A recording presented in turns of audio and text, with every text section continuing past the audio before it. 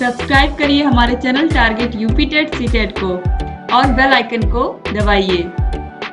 Hello friends, मैं रेनू स्वागत करती हूँ आप सभी भावी अध्यापक एवं अध्यापिकाओं का आपके अपने channel target UP TET CTET में। दोस्तों, आज की इस वीडियो में हम पढ़ने वाले हैं आप लोग के डीएलएड सेकेंड सेमेस्टर के सामाजिक अध्ययन विषय के अंतर्गत आप लोगों के अति लघु उत्तरीय क्वेश्चंस के सीरीज में पार्ट 4 तक ऑलरेडी 200 क्वेश्चन हम लोग पढ़ चुके हैं। तो 200 क्वेश्चन से आगे आज हम पढ़ने वाले हैं इस वीडियो में। चलिए देखते हैं। क्वेश्चन नंबर 201 है, गजनवी वंश को और किस अन्य नाम से जाना जाता है? गजनवी वंश को और किस अन्य नाम से जाना जाता है? तो राइट आंसर है यामिनी वंश। क्वेश्चन नंबर 202 है, इस्लाम धर्म के अनुसार प्रत्येक मुसलमान को कितने कर्म सिद्धांत बताए गए हैं? इस्लाम धर्म के अनुसार प्रत्येक मुसलमान के कितने कर्म सिद्धांत बताए गए हैं? दोस्तों, इस्लाम धर्म में प्रत्येक मुसलमान के लिए 5 कर्म बताए गए हैं: कलमा, नमाज, रोजा, जकात और हज। क्वेश्चन नंबर 203 है, भारत में इस्लाम धर्म की स्थापना किसके समय से मानी जाती है? तो भारत में इस्लाम धर्म की स्थापना मोहम्मद बिन कासिम के समय से मानी जाती है। क्वेश्चन नंबर 204 है, सल्तनत काल में भारत को कहा जाता था सोने की चिड़िया। क्वेश्चन नंबर 205 है, गुलाम वंश की स्थापना किसने की थी? गुलाम वंश की स्थापना कुतुबुद्दीन ऐबक ने की थी और ये क्वेश्चन कई बार रिपीट भी हो चुका है। क्वेश्चन नंबर 206 है, लाख बख्श लाखों का दान करने वाला की उपाधि किसे दी गई थी? तो दोस्तों, कुतुबुद्दीन ऐबक को लाख बख्श की उपाधि दी गई थी क्योंकि ये लाखों दान करता था। क्वेश्चन नंबर 207 है, 2.5 दिन का झोपड़ा का निर्माण किसने करवाया था? तो दोस्तों, 2.5 दिन के झोपड़े का निर्माण कुतुबुद्दीन ऐबक ने करवाया था। क्वेश्चन नंबर 208 है, भक्ति संतों का मूलाधार क्या था? ईश्वर से केवल भक्ति द्वारा संपर्क स्थापित करना ही भक्ति संतों का मूल आधार था। क्वेश्चन नंबर 209 है, भक्ति आंदोलन के प्रमुख संतों के नाम लिखिए। तो भक्ति आंदोलन में रामानुजम थे या रामानुज, निम्बार्क, इसके अलावा कबीर दास भी थे दोस्तों भक्ति आंदोलन में। दोस्तों, बहमनी राज्य की स्थापना कब हुई थी? क्वेश्चन नंबर 210 है कि बहमनी राज्य की स्थापना कब हुई थी? तो राइट आंसर है 1347 ईस्वी में बहमनी राज्य की स्थापना हुई थी और उस समय जो शासक था दिल्ली का वो था मोहम्मद बिन तुगलक। क्वेश्चन नंबर 211 है, बहमनी राज्य में कुल कितने शासकों ने राज्य किया? तो राइट आंसर है 14। क्वेश्चन नंबर 212 है, बहमनी राज्य में कौन सा रूसी यात्री भ्रमण के लिए आया था? तो कौन आया था? एथनेसियम निकितिन। क्वेश्चन नंबर 213 है, बहमनी राज्य के पतन के बाद दक्कन में कितने नए राज्यों का उदय हुआ? दोस्तों, बहमनी राज्य के पतन के बाद दक्कन में 5 राज्यों का उदय हुआ। 5 नए राज्य: बीदर, बरार, बीजापुर, अहमदनगर और गोलकुंडा। क्वेश्चन नंबर 214 है, बहमनी राज्य की राजधानी क्या थी? बहमनी राज्य की राजधानी थी गुलबर्ग।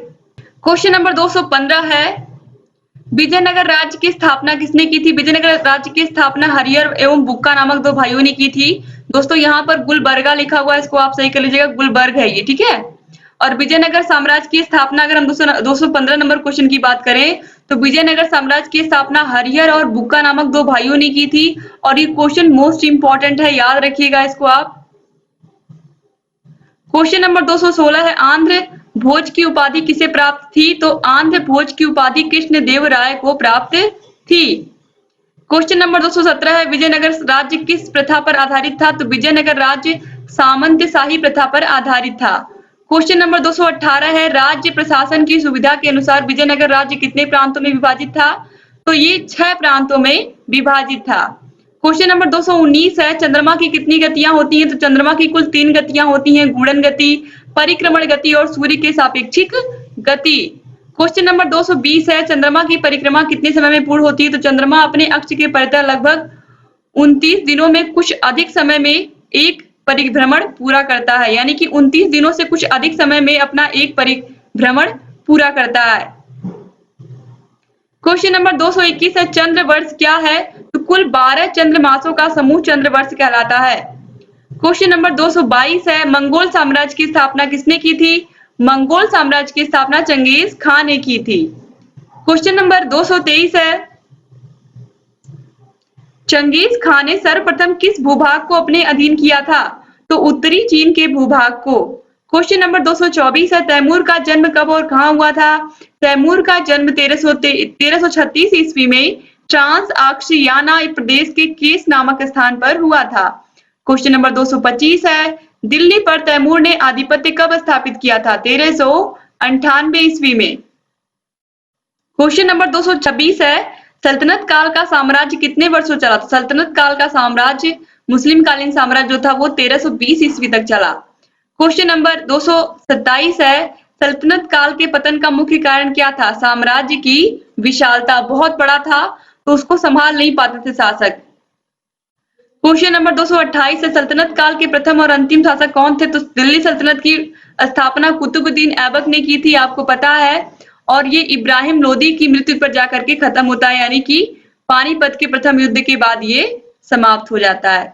क्वेश्चन नंबर 229 है, सूफी क्या है? अरब में जो व्यक्ति सफ अर्थात भेड़ के बालों के ऊनी वस्त्र पहनते थे उन्हें सूफी पुकारा जाता था। क्वेश्चन नंबर 230 है, सूफी संप्रदाय क्या है? इसे मुस्लिम रहस्यवादी आंदोलन भी कहते हैं। क्वेश्चन नंबर 231 है, सूफी आंदोलन का एकमात्र उद्देश्य क्या है? सूफी आंदोलन का एकमात्र उद्देश्य सभी को बिना किसी भेदभाव के ईश्वर के प्रति प्रेम सिखाना था। क्वेश्चन नंबर 232 है, सूफी संप्रदाय किस संप्रदाय का अंश था? तो सूफी संप्रदाय मुस्लिम संप्रदाय का अंश था। क्वेश्चन नंबर 233 है, सूफी संतों का जीवन कैसा था? तो सूफी संतों ने खानकाह बनवाए जहां वह स्वयं रहते थे, उपदेश देते थे और मानव सेवा भी करते थे। क्वेश्चन नंबर 234 है, भक्ति आंदोलन क्या है?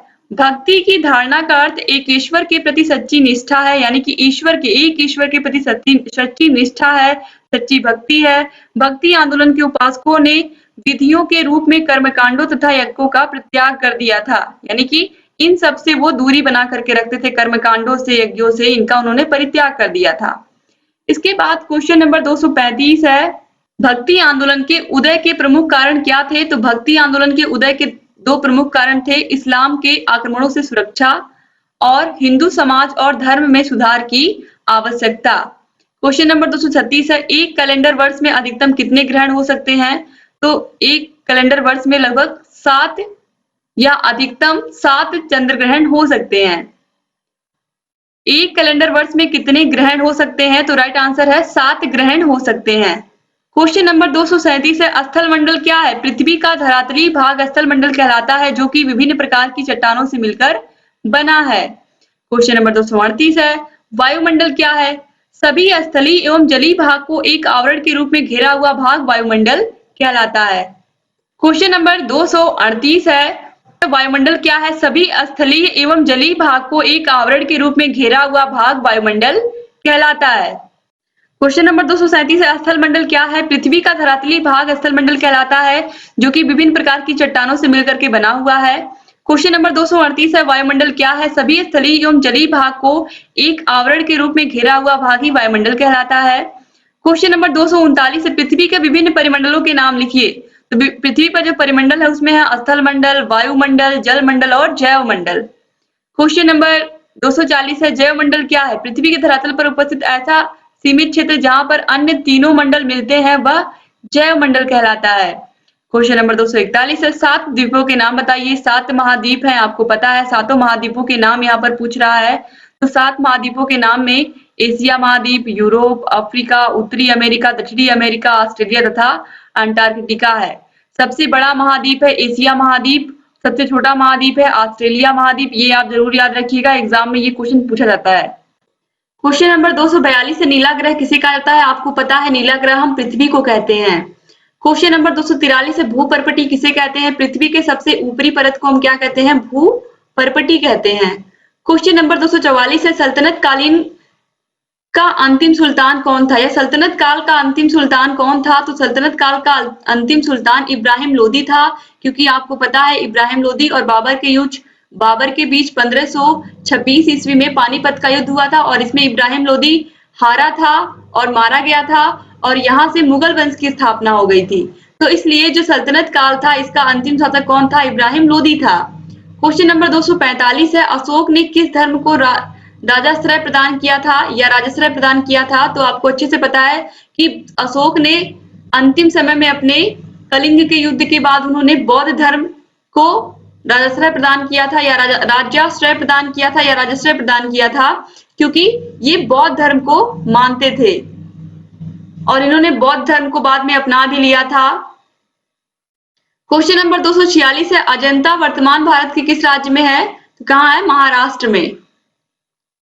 क्वेश्चन नंबर 247 है, दिल्ली सल्तनत के किन्हीं दो राजवंशों के नाम लिखिए। तो खिलजी वंश, तुगलक वंश, इसके अलावा हम लिख सकते हैं सैयद वंश, गुलाम वंश। क्वेश्चन नंबर 248 है, हर्षकालीन दो शिक्षा केंद्रों के नाम लिखिए। तो हर्ष काल में तक्षशिला और नालंदा दो प्रमुख शिक्षा के केंद्र थे। 2019 में ये सभी क्वेश्चन पूछे हुए हैं, आप देख सकते हैं। क्वेश्चन नंबर 249 है, किस अक्षांश को भूमध्य रेखा कहते हैं? किस अक्षांश रेखा को भूमध्य रेखा कहते हैं? तो यहाँ पर आंसर रहेगा 0 डिग्री अक्षांश रेखा को हम भूमध्य रेखा कहते हैं। यहाँ पर दोस्तों क्या रहेगा? 0 डिग्री अक्षांश को हम क्या कहते हैं? भूमध्य रेखा कहते हैं। ठीक है। क्वेश्चन नंबर 250 है, अपक्षय क्या है? अपक्षय वह प्रक्रिया है जिसके द्वारा पृथ्वी की सतह पर मौजूद चट्टानों में टूट फूट होती है, यानी कि चट्टानें टूट फूट करके उसी जगह पर इकट्ठी हो जाती हैं, एक ही जगह पर, कहीं वो अलग नहीं होती हैं बल्कि वहीं इकट्ठी हो जाती है नीचे गिर करके। इसके बाद क्वेश्चन नंबर 251 है, वायुमंडल के सबसे निचली परत का क्या नाम है? क्षोभ मंडल क्या है? सबसे निचली परत है, आपको पता है, और बहिर्मंडल सबसे ऊपरी परत है। क्वेश्चन नंबर 252 है, विश्व के सबसे गहरे महासागरीय गर्त का क्या नाम है? बहुत ही आसान क्वेश्चन है, मेरियाना गर्त है ये। मेरियाना गर्त कहाँ पर है? ये किस महासागर में है ये भी आप जानिए। मेरियाना गर्त प्रशांत महासागर में है और प्रशांत महासागर सबसे बड़ा महासागर है, आपको ये भी पता है। क्वेश्चन नंबर 253 है, मूल अधिकारों को किन परिस्थितियों में स्थगित किया जा सकता है? जब शांति को तुरंत खतरा हो और उस व्यक्ति को तुरंत हिरासत में लिया जाता हो, तब मूल अधिकार क्या होते हैं? स्थगित कर दिए जाते हैं आपके। क्वेश्चन नंबर 254 है, संवैधानिक उपचारों के अधिकार के अंतर्गत न्यायालय कितने प्रकार का लेख जारी करता है? तो कितने प्रकार का? 5 प्रकार का। 2019 में पूछा हुआ क्वेश्चन है। क्वेश्चन नंबर 255 है, मुद्रास्फीति के किन्हीं दो प्रकारों के नाम बताइए। दौड़ती हुई मुद्रास्फीति, हाइपर इन्फ्लेशन, और मंद मुद्रास्फीति यानी कि क्रीपिंग इन्फ्लेशन। क्वेश्चन नंबर 256 है, उपभोक्ता संरक्षण अधिनियम कब पास हुआ? दोस्तों उपभोक्ता संरक्षण अधिनियम पास हुआ 1986 में। और इस तरीके से आपके जितने भी क्वेश्चन थे आप लोगों के सामाजिक अध्ययन विषय के राजन सीरीज में हमने कंप्लीट करा दिए। उम्मीद करती हूँ कि वीडियोस आपको अच्छे लग रहे होंगे और आपको जहां कहीं भी कोई समस्या है आप हमसे जरूर पूछेंगे। दोस्तों ऐसे ही आप हमारे चैनल से बने रहिए, सभी वीडियोस को देखते हुए रहिए और आपको जहां कहीं भी कोई भी समस्या हमसे पूछते हुए रहिए। यहाँ पर आपको आई बटन दिख रहा होगा, आई बटन पर आप जैसे ही क्लिक करोगे, अब तक हमने जितनी भी वीडियोस बनाई हैं, जितनी भी सब्जेक्ट हैं, सभी की वीडियोस आप यहाँ पर देख सकते हो। हमने सभी विषयों को बहुत ही अच्छे से पढ़ाया है, आपको पता है हमने सभी विषयों के हैंड रिटन नोट्स बनवाए हैं, सभी विषयों के इंपॉर्टेंट चैप्टर्स के इंपॉर्टेंट क्वेश्चंस करवाए हैं, सभी विषयों के रजन सीरीज, पवन सीरीज को कंप्लीट करवा रहे हैं, प्रीवियस ईयर क्वेश्चन पेपर्स को भी सॉल्व करवा रहे हैं। हम लोगों ने पूरी कोशिश की है कि आपके हर एक विषय को हम अच्छे से पढ़ाएं, हर एक विषय के हर एक वीडियो पर हमने बहुत मेहनत की दोस्तों, ताकि आप लोग को अच्छे से अच्छा कंटेंट मिल सके। आप लोग ऐसे ही वीडियोस को देखते हुए रहिए और आपको जहां कहीं भी कोई भी समस्या हमसे पूछते हुए रहिए। आपकी सभी समस्याओं का समाधान टारगेट यूपी टेट चैनल करता आ रहा है और लगातार करता रहेगा। और दोस्तों आपको डिस्क्रिप्शन बॉक्स और कमेंट बॉक्स में भी सभी विषयों की लिंक मिल जाएगी, सभी विषयों के सभी वीडियोस को आप देख सकते हो।